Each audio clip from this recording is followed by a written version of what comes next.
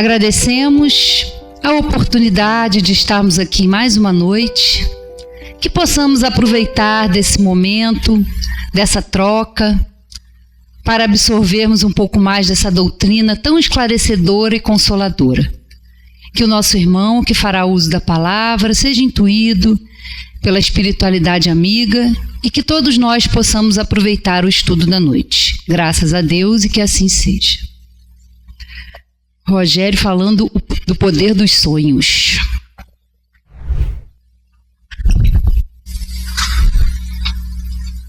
Vê que eu coloquei a cadeira bem para trás mesmo, né? Porque o negócio vai ser animado, né? Pois é, pessoal, poder dos sonhos, né? Eu gosto muito da frase do pastor Martin Luther King, né? Eu tenho um sonho. E todos nós temos sonhos. Todos nós sonhamos, né? E hoje a gente vai falar desses sonhos. Nós vamos falar dessa capacidade que o espírito humano tem de sonhar. E ele sonha de diversas formas, né? O poder do sonho é uma forma de antever, é uma forma de projetar, é uma forma de nós programarmos, de nós planejarmos. Nós antevemos algumas coisas, nós vislumbramos algumas coisas, mas não é desses sonhos que a gente vai falar hoje, daqueles sonhos que o pessoal gosta, né? Nossa, mas eu sonhei com fulano, será o que isso quer dizer, né? Tem algumas pessoas que sonham e jogam no bicho, né? É lógico que isso é uma fantasia, isso é coisas que dizem, né? Eu nem sei se existe, porque dizem até que é contravenção, não sei.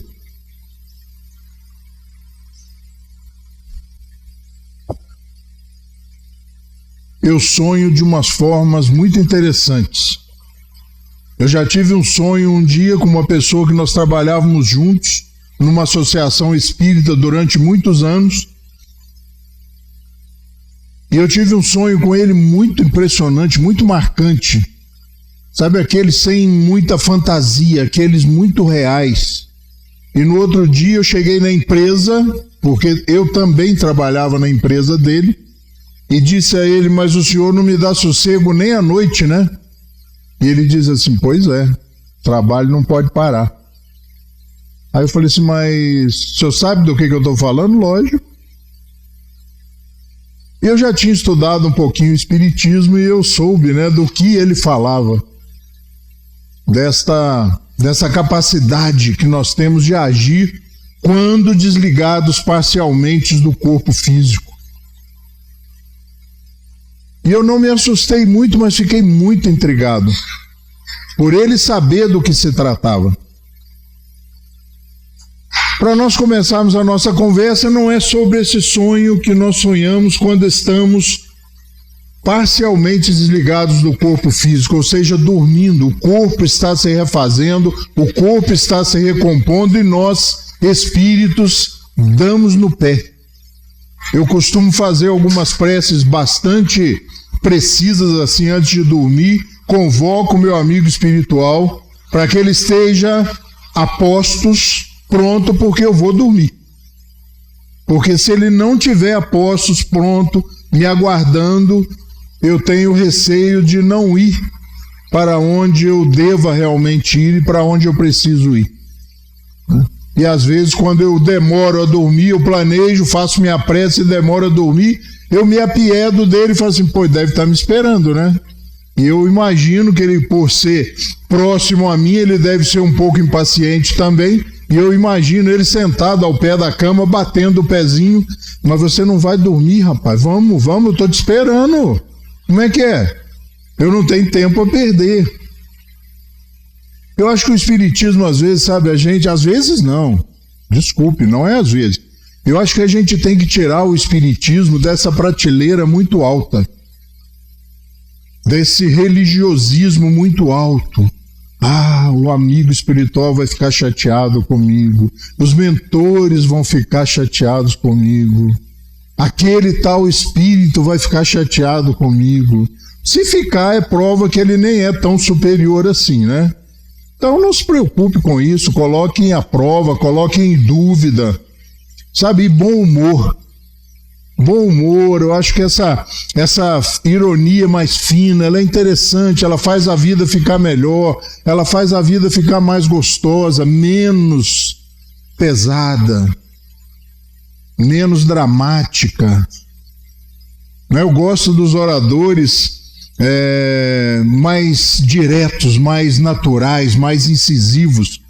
Eu não gosto daqueles oradores que você conversa com ele ali e ele conversa com você normalmente quando sobe ao púlpito. Boa noite, sejam bem-vindos, meus irmãos, Jesus está presente.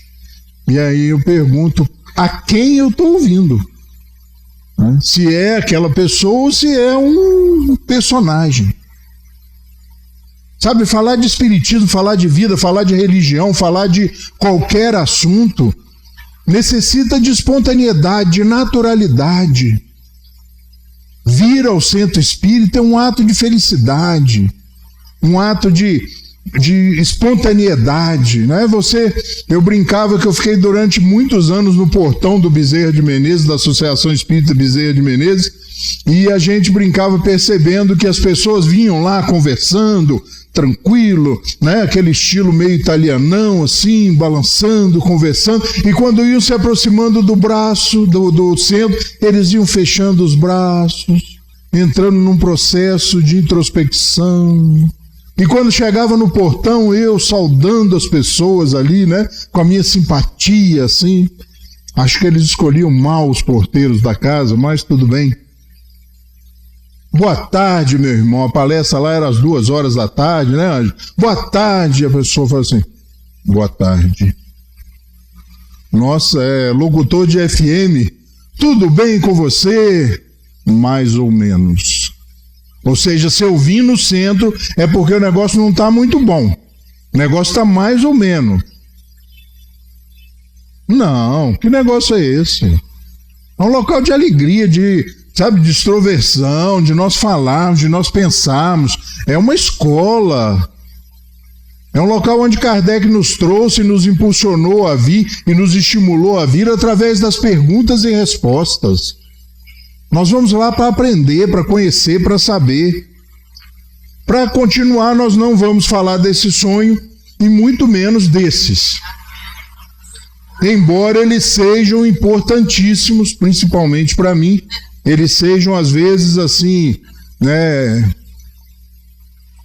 uma coisa impressionante, eu evito até ficar olhando muito, mas também não é desses sonhos que nós vamos falar. Embora nós devamos, sejam eles quais forem, lutar com unhas e dentes pelos nossos sonhos. Qualquer um deles.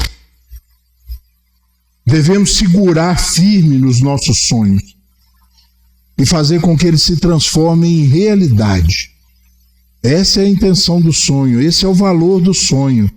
É a possibilidade de você olhar, de você contemplar, de você parar e pensar, construí-los, edificá-los, fazer com que eles se transformem em algo quase palpável, porque tudo começa no sonho. Todos os grandes projetos, todas as grandes ideias, todos os grandes feitos começaram um dia no sonho. E é desse sonho que nós vamos falar. Desse sonho que às vezes parece tão distante, mas que nós temos capacidades impressionantes de caminhar até esse horizonte e fazê-los reais, fazê-los acontecer. Como eu vivi sonhos na minha vida, porque tudo, como eu disse, começa no sonho. Lá, criança, lá no começo, sabe? A gente idealiza uma profissão, idealiza a carreira a seguir, idealiza o que nós vamos fazer, e conforme nós vamos caminhando nessa experiência, conforme nós vamos caminhando na vida, nós vamos ajustando os nossos sonhos. Mas volto a dizer, nós não podemos abrir mão deles, seu Luiz, de jeito nenhum. Nunca desistir deles. Sonho é coisa sagrada. Olhá-los com olhos de análise, ajustá-los à nossa própria realidade, buscar o prazer nas nossas ações, porque todos os sonhos necessitam de algum nível de sacrifício. Então, que eles sejam muito doces, que eles sejam muito bons, para que o sacrifício valha a pena. E se o sacrifício for extremamente penoso, extremamente doloroso, às vezes vale a pena trocar de sonho. Eles têm muitos por aí. Eles estão dispersos, estão ao nosso alcance. Principalmente para nós espíritas que somos reencarnacionistas. Vou trocar de sonho, mas aquele maior, vou guardar aqui para uma próxima oportunidade, para um próximo momento, para uma próxima experiência. E nós devemos ficar ainda mais atentos, porque a vida muda de uma hora para outra. Não vai dar certo, aí eu fico louco. Quando dizem que não vai dar certo, que você não vai conseguir, não, isso não é para você, aí me dá até urticária. Eu fico louco, porque é aí que eu busco forças realmente. Não é de birra, mas é de perceber que às vezes os nossos sonhos incomodam algumas pessoas. Porque nós ainda somos assim.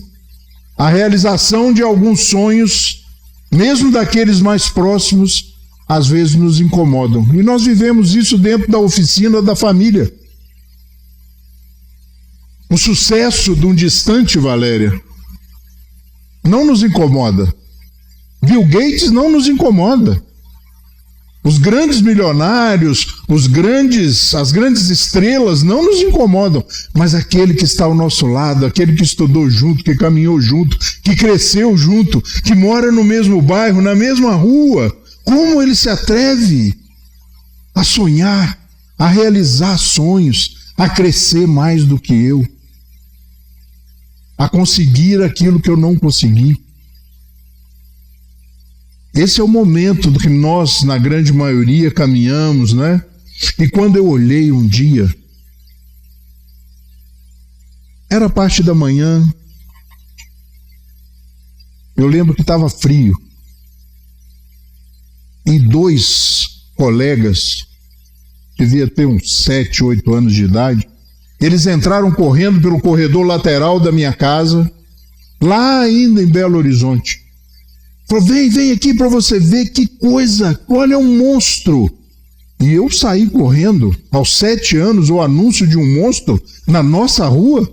Eu saí correndo, e quando eu cheguei lá estava o Beler, verde e branco, do seu Venério, nosso vizinho, né, mãe?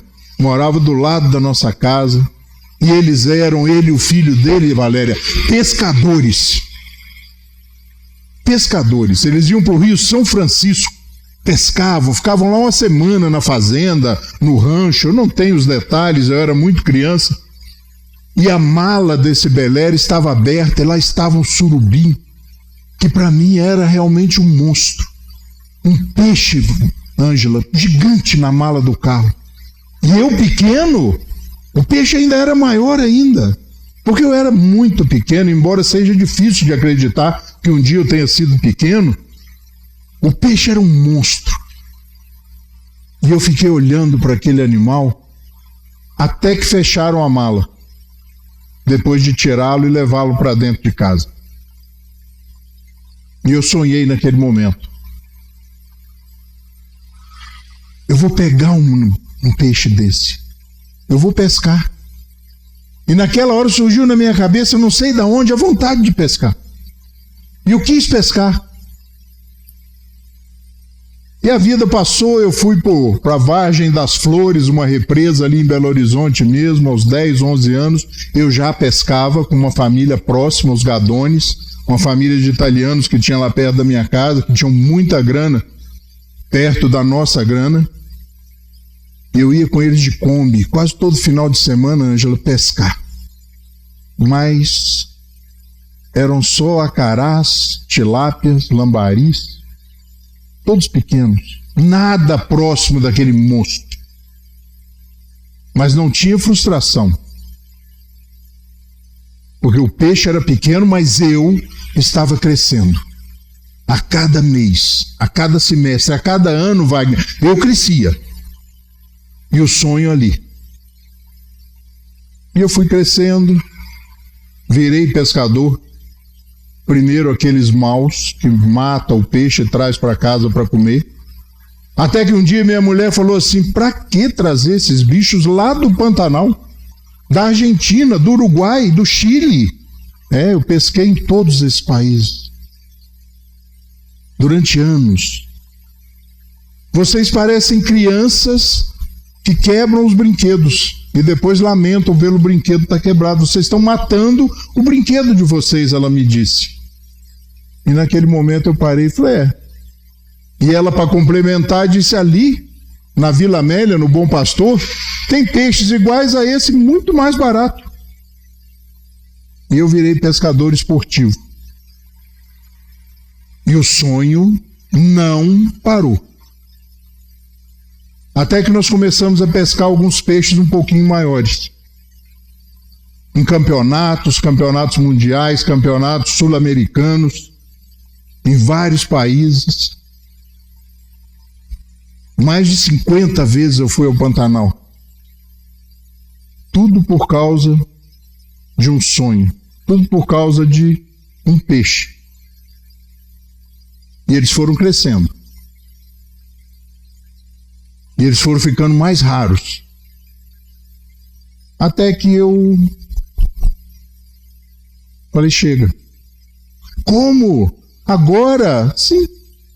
O sonho foi realizado. A Valéria falou que parece mentira, por isso eu trouxe as fotos. Isso parece mentira de pescador. Eu sou vendedor e sou pescador, então, eu chego, tem lojas que você entra, tá assim: aqui reúne-se vendedores, pescadores e outros tipos de mentirosos, né? Quando a gente se reúne. Então, esses todos aí que vocês viram foram soltos. Porque nós queríamos só fotografia. Mas mesmo as fotografias perderam um pouco a graça. Eu tenho mais de 5, 6 mil fotos. Perdeu a graça. Porque o sonho foi realizado. E aí eu busquei outros sonhos. Eu digo muito que eu sou cíclico. De 4 em 4 anos eu mudo um pouco de sonhos. Porque a vida é isso, sabe? O Espiritismo, principalmente, me mostrou que a vida é intensa. E um dia de manhã, eu fui para a academia e meu personal disse assim: vamos começar a correr um pouquinho? Vamos correr. 115 quilos. Isso vai dar errado, os joelhos não vai dar problema, os joelhos não vão conseguir. Comecei a treinar. Isso no começo do ano, começando o ano, voltando das férias na academia, ele disse assim: e se a gente corresse a São Silvestre no final do ano? O personal, assim, ele fala: se a gente corresse, mas ele não vai, né? É a gente, você, né? É a gente, você. E aí eu disse assim: bom, já que a pescaria começou a ficar em baixa, e como é que essa pescaria ficou em baixa, gente? Isso acontece muito na vida. Cheguei numa sexta-feira no Pantanal, deveria pescar até a próxima sexta, para valer a pena a distância. Pesquei sábado à tarde, domingo, segunda-feira às 5 horas da manhã eu desci do café naqueles hotéis flutuantes, uma chalana, e eu parei assim, o sol estava nascendo, lá na divisa do Mato Grosso com o Mato Grosso do Sul, um lugar lindo, maravilhoso. Eu falei assim: o que eu estou fazendo aqui numa segunda-feira às 5 horas da manhã, se eu conheço todos esses rios, os peixes já me chamam pelo nome, o que eu estou fazendo aqui? E lembrei que eu tinha que pescar até a próxima sexta, e aquilo foi duro, e eu parei. Voltando para a corrida, vamos correr São Silvestre? E aí começam as piadas, né? Não vai dar certo. Você é bobo, rapaz. Começar a treinar o joelho, vai bichar, a coluna vai dar problema, não vai dar certo. E aí a gente corre a São Silvestre. A gente corre a São Silvestre porque mais uma vez um sonho, um desafio. E alguém diz assim, correu mesmo? Corri, tá aqui a medalha. Ah, mas uma vez é mole. E aí eu corri 2 vezes a São Silvestre. Um dia alguém disse para mim assim, já saiu do Brasil? Fui em alguns países. Você tem que ir na Alemanha. Alemanha? Poxa. E ele começou a me contar da Alemanha, da Áustria, que é ali do lado, né? É o Conselheiro, mais ou menos, né? Do lado. Eu lembro sempre de Conselheiro, gente. Morar em Conselheiro é uma coisa. É uma experiência única. É melhor do que ir para a Áustria. E aí, daí uns 2 anos, aquilo que era impossível aconteceu. Estava lá na Alemanha, durante 15 dias, sabe, planejando o sonho, construindo o sonho, mês a mês. Quanto custa esse sonho? Quanto custa sonhar? Porque a vida, né? Nosso Sócrates aí diz, uma vida sem desafios não vale a pena ser vivida. É aquela coisa do planejamento, do buscar, do querer. Mas, Rogério, isso é assunto realmente para uma palestra espírita? No momento quando nós nos encontramos nas ruas, nas calçadas e não nos olhamos, as pessoas estão contando paralelepípedos, contando buracos, fraturas nas calçadas, cabeça baixa, sabe? Autoestima lá embaixo. É isso que eu vejo nas pessoas, é isso que a gente tem visto nas pessoas, o desânimo, a desilusão e o gigante da alma humana, a desesperança, do verbo esperançar, de não ter esperanças que a situação vai mudar. Por isso eu resolvi falar de mim, o que um orador não deve fazer. Mas nada mais verdadeiro, nada mais justo do que falar de você, porque a gente, cada um de nós, sabemos o quanto custou e o quanto foi bom a realização daquele sonho. O Espiritismo nos mostra que a modéstia é necessária, mas a falta de senso para estipular o que é falsa modéstia, né? Aquela, quem sou eu? Não, isso não é para mim. E é isso que a gente está vivendo, um condicionamento que nos leva a não crer, a não acreditar nos nossos potenciais. Nós temos medo dos espíritos, e nós somos espíritos. Nós convivemos juntos, e quando um desencarna, se cai alguma coisa num quarto escuro, a gente... 30 anos de espiritismo e o cara volta a ser católico, ele se benze. Tomara que não seja um espírito. Melhor que seja até um ladrão encarnado, mas no espírito não.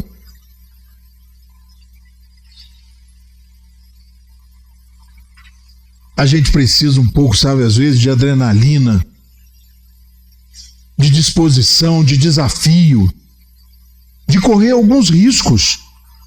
Porque tem coisas, sabe, a gente começa a viver numa vida tão protetora, numa vida tão calma, tão estática, que fica difícil de manhã levantar. Porque você sabe o que vai acontecer. Você se sente tão seguro, tão protegido por essa rotina aniquiladora, porque ela não aniquila no primeiro dia. Ela vai aniquilando, ela vai minando a nossa vontade, ela vai minando a nossa disposição, e quando te chamam para correr a São Silvestre, você fala assim, quem sou eu?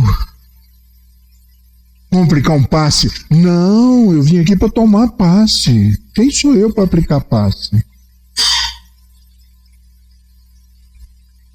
Eu falei do sacrifício lá no começo, é só ler alguns livros, não são todos esses necessários para aplicar passe, mas compreender a sistemática do passe, entender o que acontece naquele momento. Eu já fiz uma palestra sobre isso aqui.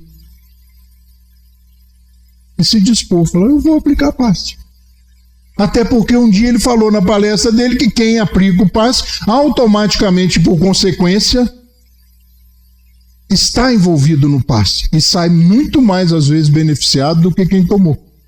Porque nós aplicamos vários. E o nosso sistema, o nosso organismo, as nossas energias, os nossos centros vitais são dinamizados, são potencializados. Então, por que não? Um pequeno sacrifício, aprender. Mas que bom, né? Que bom que a gente pode dizer, ainda bem que sempre existe outro dia, e outros sonhos, e outros risos, e outras coisas. Porque já pensou se a vida realmente fosse rotineira? Não, mas eu escolhi ter uma vida rotineira, mas quem disse que a vida deixa? Tem o personal, tem o vizinho, tem o irmão que muda de emprego e começa a ganhar mais do que a... Isso é provocação. Isso é a vida nos provocando, sabe?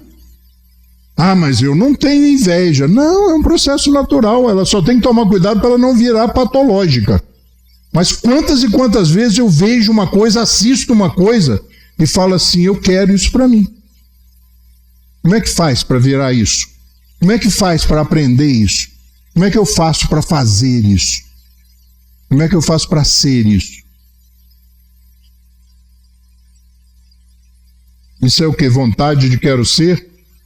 Tudo bem, pode ser. Não tem problema. Mas a vida convida, sabe, a gente a se libertar, a sair dessa rotina massacrante de acordar no mesmo horário, tomar o mesmo café, comer o mesmo pãozinho da Panko, a mesma marca de manteiga, comer nos mesmos restaurantes, sempre as mesmas coisas, sempre a mesma quantidade. Ser cliente do mesmo banco há 25, 30, 40 anos. É segurança, é segurança. Mas isso aniquila uma capacidade humana, a capacidade de sonhar, de querer diferente, de almejar, de vislumbrar coisas diferentes e achar no seu direito de poder também conseguir conquistar aquilo. E como eu disse, não adianta se encastelar na rotina, porque a vida vai te provocar. Por isso que a gente brinca muito no centro espírita, dizendo que cuidado quando a vida está muito boa. Fique atento, pode se preparar. Opa, tudo bem, as crianças já não são mais crianças, todo mundo trabalhando, casa própria, a vida está uma beleza. Pode esperar que vai virar. Nós não viemos aqui para ficarmos vegetando. Nós viemos aqui para aprender, para conhecer, para nos desafiarmos, sabe? Para aos 70, 80 anos fazer vestibular, passar no Enem, entrar na faculdade. Nós somos reencarnacionistas, nós sabemos que o espírito é imortal. Se não der tempo de terminar a faculdade, desencarnar lá no 6º período, na outra volta. Entra de novo, você vai ver que facilidade. Fala, nossa, parece que eu já estudei isso. Tudo que o professor fala, Ângela, eu já entendo. Parece, né, realmente que você já viveu isso. Parece que você já fez isso alguma outra vez. Déjà vu. Ah, parece que eu já vivi essa situação. Nossa, eu nunca vim aqui, parece que eu já estive nessa cidade. Parece que aquela pessoa já me disse aquilo. E aí a gente volta para o sonho.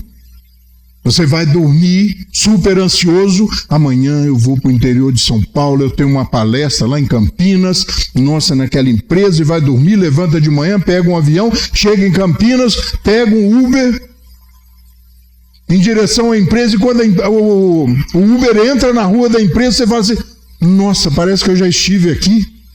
Quem disse que não? Na sua ansiedade, você vai dormir. O corpo físico que eu disse lá no começo, cansado de preparar a palestra, abatido pela ansiedade do dia seguinte, dorme. e eu, espírito, dou um pulinho em Campinas, dou um passeio por onde eu vou fazer a palestra no dia seguinte, retorno, pego um avião e vou lá. Essa é uma das explicações do déjà vu ou do déjà vu. A gente se antecede, a gente vai lá, nós somos assim, nós somos ansiosos por natureza. É lógico que essa ansiedade tem que ser controlada, não pode virar patológica, mas isso faz parte da essência humana, isso faz parte da necessidade e da nossa finalidade de estarmos aqui, da finalidade primordial, precípua, primária de estarmos aqui, que é crescer, que é aprender. Não dá para sossegar. Agora eu quero uma vida sossegada, tranquila. Estou aposentado, aposentadoria boa, dá para viver tranquilo. Aí a filha se separa, vem morar em casa. É lógico que nunca aconteceu isso com ninguém de nós, né? O filho perde o emprego, a situação econômica ou financeira degringola e ele tem que passar uns 2, 3 anos, e filho é um perigo quando eles voltam. Porque às vezes eles voltam e não querem ir embora mais. Porque nada melhor do que a casa do pai ou a casa da mãe. Meu filho levou quase 30 anos para sair de casa. E eu olhava para o quarto dele e falava assim, pô, isso dá uma biblioteca, e nada dele ir embora. Agora ele me tranquiliza, diz assim, pai, eu não mudo de São Paulo mais por nada. Você vê que tem gente que gosta de São Paulo. E às vezes a gente fala assim, eu não moro em São Paulo de jeito nenhum. Você já foi em São Paulo? Não, nunca estive lá. E aí a gente faz uma ideia de São Paulo. Então vá a São Paulo, conheça São Paulo. Eu tenho uns patrões, umas empresas que eu represento, que são de Santa Catarina. Eles acham que são outro povo, né? Estão em outro mundo, em outro país. E a primeira visita que eu chamei eles para vir ao Rio de Janeiro, isso há uns 20 anos atrás, estava na moda uma coisa no Rio de Janeiro muito interessante chamada arrastão. A gente nem lembra mais o que é, mas teve uma época que arrastão no Rio de Janeiro era moda. Tiroteio, fechamento de túnel. Não acontece mais, mas já aconteceu lá nos anos 90, começo dos anos 2000. E eu falei para eles, você está louco, eu vou no Rio nada. Mas vocês conhecem o Rio de Janeiro? Não, eu nunca fui nem vou. Não, vocês vão ter que vir, porque nós temos clientes importantes aqui, vocês têm clientes importantes. E eles vieram ao Rio e nunca ninguém morreu. Nunca ninguém foi assaltado. Desmistificou. O Rio de Janeiro é perigosíssimo. No jornal, né, nos telejornais. São Paulo, vocês ali, uma tarde de descanso. Um feriado, 16 de maio. É feriado só em Friburgo. Aí você à tarde pode se dedicar a uma coisa muito interessante, que é assistir aqueles programas vespertinos na TV aberta, né? Na Band, Record, aquelas coisas. Aí você liga e fica assistindo. Quando dá 4 horas da tarde, você fala assim, eu nunca vou botar meu pé nessa tal de São Paulo, porque lá eles matam as pessoas o tempo todo. Aí você vai a São Paulo e encontra aquela metrópole bonita, injusta, mas criam na nossa cabeça limitações. Não vá a São Paulo, não vá ao Rio. Cuidado. Bom mesmo é no Rio Grande do Sul. Aí a natureza faz o que fez. Então viva. A experiência é viver, porque a intenção, às vezes, é que nós nos transformemos em marionetes, que nós vivamos experiências dos outros. Por que você está querendo isso? Para que pescar? Você é louco? Para que correr a São Silvestre? Você está maluco? Para que você vai mudar para São Paulo, cara? Você mora aqui em casa, você tem tudo. E ele muda para São Paulo. E está feliz em São Paulo. Isso chama livre-arbítrio. Mas se nós não ficarmos atentos, nós vivenciamos isso. Nos tomam o livre-arbítrio, cerceiam as nossas possibilidades, as nossas intenções, os nossos desejos, os nossos sonhos. E aí Kardec vem correndo e nos diz assim, O livre pensamento eleva a dignidade do homem. Dele faz um ser ativo, inteligente, em lugar de uma máquina de crer. Eu tenho fé que Deus vai mudar a minha vida. Ótimo. Mas Ele não vai mudar a sua vida. Porque você tem livre-arbítrio. Você vai mudar a sua vida. Ele vai te inspirar. Ele vai colocar ao seu lado pessoas que vão te dizer: faça assim. Vá para São Paulo, meu filho. Experimente. Nós somos os trabalhadores divinos.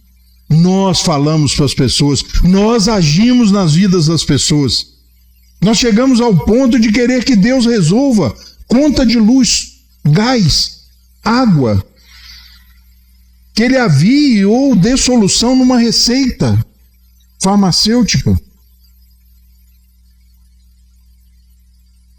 Vai, meu filho, vai que Deus vai te ajudar. Eu fico imaginando Deus ou Jesus pensando: não, eu mandei Ele aí em você para você resolver. Porque bolsa de compra, conta de luz, conta de água, gás, isso eu não consigo fazer. Isso é com vocês. Entre vocês. Até que vocês aprendam que são irmãos. Até que vocês aprendam que a função de estar aí, quantas vezes forem necessárias, é simplesmente de aprender a amar. Ama e faze o que quiseres. Santo Agostinho. Ama e faz o que você quiser.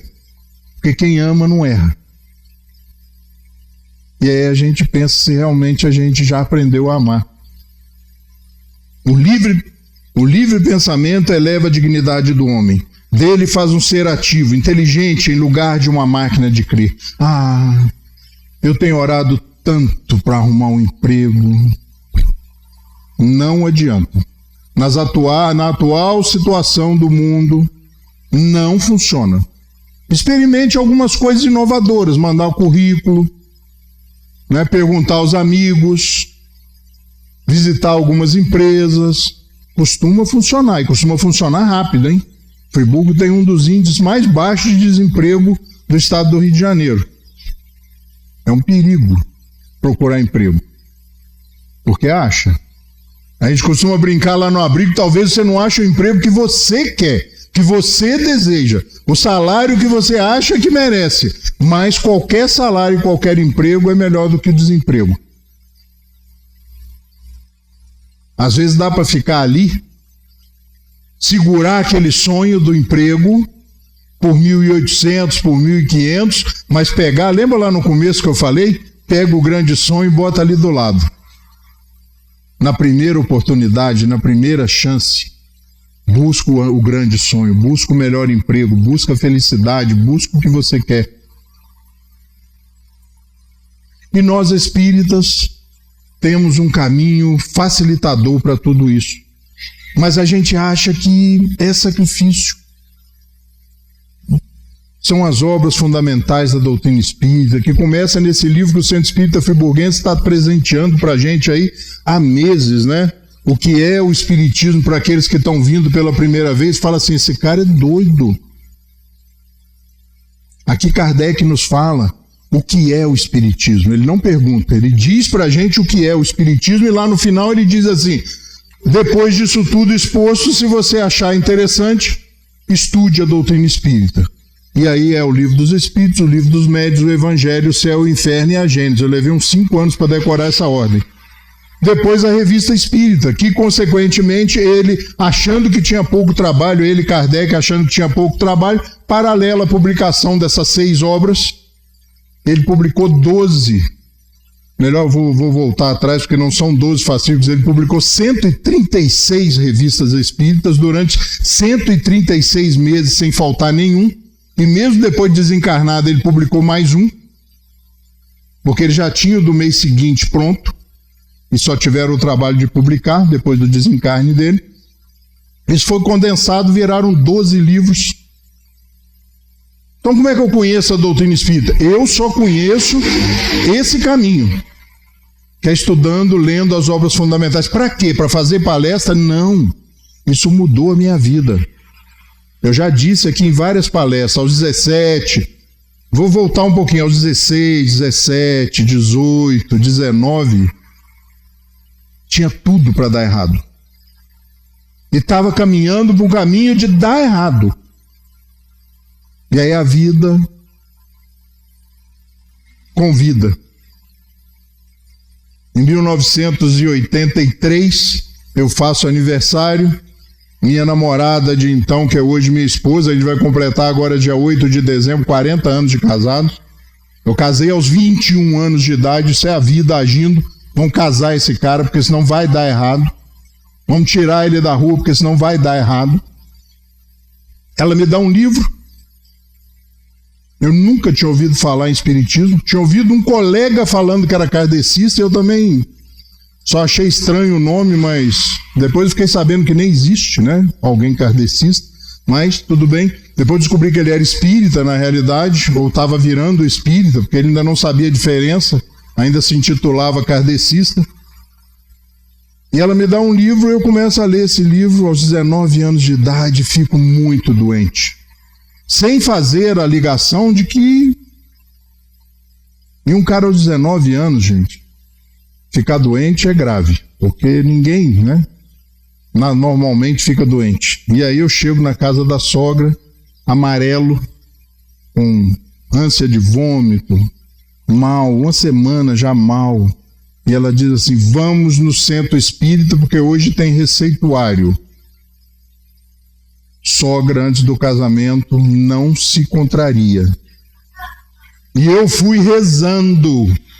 Tomara que seja mais ou menos, tomara que seja rápido, e atrás dela. E fomos para o centro. Chegamos lá, uma médium me diz assim: tudo bem? Tudo. O que você tem? Eu falei: não sei, foi minha sogra que me trouxe aqui. Já passei a culpa. E ele disse assim: o espírito, através de uma médium, com um cara que nunca foi espírita, que nunca entrou no centro espírita, batizado, crismado, consagrado e mais tudo que tiver na Igreja Católica. Embora não fosse muito na Igreja Católica, né, tudo isso aconteceu em função da minha mãe. E ele disse assim: para de ler o livro que você vai melhorar. Eu já contei isso aqui, né? E eu falei: mas por quê? Porque você é um dos personagens dessa história. Isso está mexendo com seus arquivos de memória. Mas, meu filho, você veio aqui porque você está passando mal. Para de ler o livro e você vai melhorar. E cortou, como normalmente os espíritos fazem com a curiosidade vã. E eu saí daquele quartinho e caminhei em direção à porta de saída para me ver livre daquela situação, pensando comigo mesmo: agora eu morro, mas eu leio esse livro até descobrir. Cheguei na casa da minha sogra e falei: que negócio é esse de reencarnação? Ela: pai, eu morava num sítio, aos 19 anos, sem energia elétrica, aquela coisa do revoltado, né, sem causa, aquele louco, né? E eu comecei a estudar a doutrina espírita. Fui estudando a doutrina espírita. E um ano depois eu não queria mais saber quem eu era naquele livro, até porque esse livro contava a história da Inconfidência Mineira, e no primeiro momento eu falei assim: se esse negócio de reencarnação existe, no mínimo eu fui Tiradentes. Já comecei por baixo, né? Foi no mínimo Tiradentes. No mínimo. E aí comecei a estudar o espiritismo. Um ano depois falei assim: bota o livro na estante. Ele está lá em casa até hoje. Porque eu comecei a pensar. E aprendi, Kardec me ensinou que o espírito não retrograda, ou seja, não fica pior. E aí eu pensei: Tiradentes, não dá. Tomás Antônio Gonzaga, não dá. Bárbara Eleodora, eu já sabia que podia nascer homem ou mulher. Também não dá. Ela era uma purista da língua portuguesa, uma poetisa, eu sei mal falar. Peraí, daqui para trás, do sexto personagem para trás, gente, só tinha corrupto, covarde, delatores. Parei de ler o livro. Parei de ler o livro porque o espiritismo liberta a gente, sabe? Ela constrói uma fé necessária para se viver, necessária para ser feliz, e Kardec diz assim: a fé necessita de uma base, e essa base é a perfeita compreensão daquilo em que se deve crer. Para crer não basta ver, é necessário compreender. A fé necessita de uma base, e essa base é a perfeita compreensão daquilo em que se deve crer. Para crer não basta ver, É necessário compreender. E aí eu estudei um pouquinho de doutrina espírita e ela mudou a minha vida. E todos os dias de manhã eu levanto sem medo, sem nenhum receio. Porque eu sei que eu sou um espírito imortal. E essa busca da paz, da saúde, do dinheiro, da felicidade vai ficando cada vez mais natural. E a gente começa a compreender que tudo isso faz parte de um grande sonho.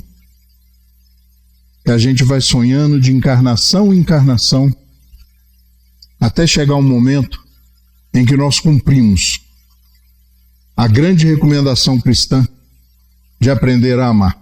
E o Espírito diz a Kardec, na pergunta 1 do Livro dos Espíritos, que a Valéria tão bem lembrou na semana passada, que é Deus. Pergunta número 1 do Livro dos Espíritos. Deus é a inteligência suprema, causa primária de todas as coisas.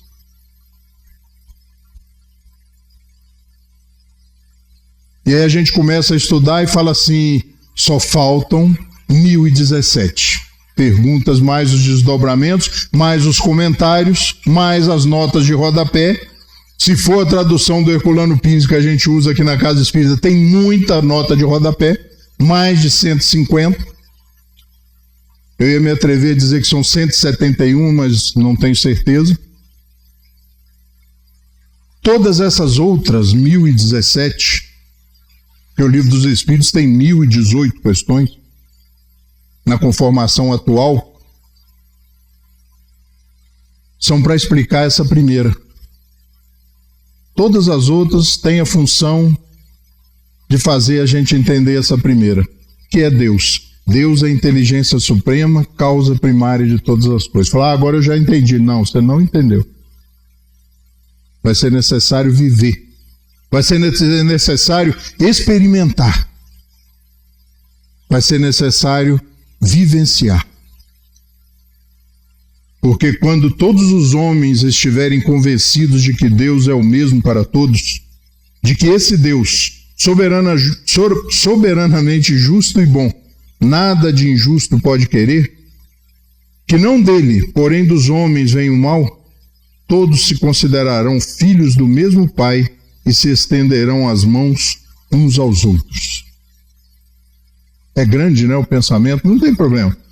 Quando todos os homens estiverem convencidos de que Deus é o mesmo para todos, de que esse Deus soberanamente justo e bom, nada de injusto pode querer, que não dele, porém dos homens vem o mal, todos se considerarão filhos do mesmo Pai e se estenderão as mãos uns aos outros.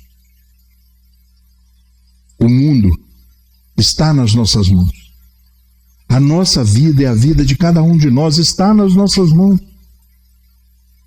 Nós decidimos por onde nós vamos. Nós somos seres pensantes, espíritos livres, imortais. A gente esquece disso às vezes e deixa que a própria estrutura social e muitas vezes que a própria estrutura familiar nos cerceie. Nós vivemos um momento onde os pais colocaram os filhos numa redoma. E se eles não quiserem ficar na redoma, nós fazemos esforços gigantescos para limitá-los.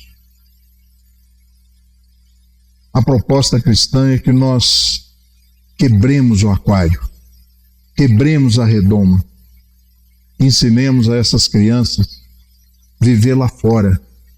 Porque aqui dentro de casa, aqui dentro do centro, é muito fácil. Aqui nós estamos protegidos, aqui nós estamos falando a mesma língua, aqui nós estamos movidos pelos mesmos ideais. O difícil é do portão para lá. E nós temos que preparar os nossos filhos, os nossos jovens, os nossos tutelados, para que eles aprendam e vivam do portão para lá. Porque aqui dentro eles podem contar conosco. Eles podem voltar. E aos 36 anos de idade nós olhamos para ele e dizemos: tá tudo bem, meu filho, como nós falávamos quando ele retornava do maternal. Filho é para sempre. E se nós os amarmos realmente, aí o Espiritismo nos ensina que é para sempre mesmo. Porque nós iremos nos encontrar em outras experiências reencarnatórias. Viveremos juntos novamente. E cada vez mais a família vai ficar mais azeitada, mais equânime, mais concorde. A vida vai ser melhor e de vez em quando vai vir não para desarticular aquilo, mas para ser abraçado e apoiado por todos os outros que estão ali já equilibrados. E antigamente nós os chamávamos de ovelha negra da família. Hoje, conhecendo o Espiritismo, nós sabemos que nós estamos ali, que já superamos aquelas dificuldades dele, e ele foi colocado ali, junto de nós, para que nós o abracemos. E Jesus deixa a mensagem: quem precisa de médico é o doente. E nós abraçamos aquele que não dá problema. E lavamos a mão, ou as mãos, em relação àquele que dá problema. Não, nós estamos aqui para resolvê-los, para resolver esses problemas. O grande filósofo Lulu Santos diz assim: tudo que eu sonhei está à minha frente, está em nossas mãos, é a nossa vida. Cada escolha sempre determina o que vem em seguida. Nós somos os escritores desse script. Nós estipulamos pelos caminhos que nós vamos caminhar. Nós escrevemos essa história. E o grande desafio é compreendermos que a vida é um convite de Deus. É bom demais. Você pode pegar quem não esteja patologicamente comprometido ou doente. Você pode pegar 100, 200, 500, 1000 pessoas. Ninguém quer ir embora. Ninguém quer desencarnar, ninguém quer morrer, ninguém quer passar dessa para uma melhor, ninguém quer ir para o céu, ninguém quer ir para o paraíso, ninguém quer dormir um sono eterno até a volta de Jesus. Ninguém. Mas você vai estar ao lado de Jesus. Não, mas eu prefiro ficar aqui morando em Conselheiro. Mas você é reencarnacionista, a morte não existe. O Espiritismo matou a morte, Sr. Luiz. Morre? Não, de jeito nenhum. Mas você vai ter quantas vidas você quiser. Não, mas a gente está agarrado nessa. Porque no fundo, lá no fundo nós sabemos por que nós estamos aqui. Mesmo dizendo, mesmo falando, mesmo reclamando, retrucando, batendo o pé, ficando de mal, a gente sabe por que está aqui. A gente sabe por que está convivendo com aquelas pessoas. A gente sabe por que a gente se encontra todo dia com aquela pessoa. A gente sabe por que a gente casou com aquela pessoa. Porque no fundo, nós temos um grande sonho. Um grande sonho. De um dia realmente entendermos o que é Deus. Essa é a finalidade, não da doutrina espírita, mas da experiência de viver, da experiência de crescer, de caminhar. Não abra mão dos seus sonhos, sejam eles quais forem. Busque, no nosso caso específico, a doutrina espírita para nortear, para direcionar, para traçar rotas e metas para a obtenção e realização desses sonhos. Mas não permita que alguém ou alguma situação te tire, te tome ou nuble os seus sonhos. Uma boa noite para vocês.